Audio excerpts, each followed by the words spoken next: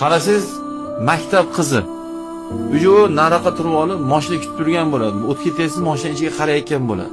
U qiz ertaga nima bo'ladi bu? Hamma narsa yoshligidan ma'lum, mahal.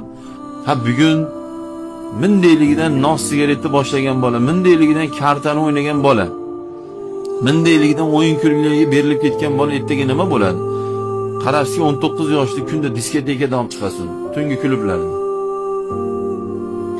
100%. Kimga yoqadi, kimga yoqmaydi, buni ham menga qizig'i yo'q. Bu 100% gapiraman buni. Tarbiyali oilani o'g'li qizi diskotekaga kirmaydi. Bu 99 emas bu, 100%.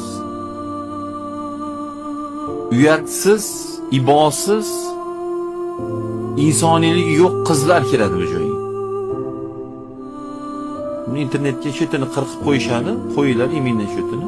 Endi kommentariyani o'qib ko'ringlar.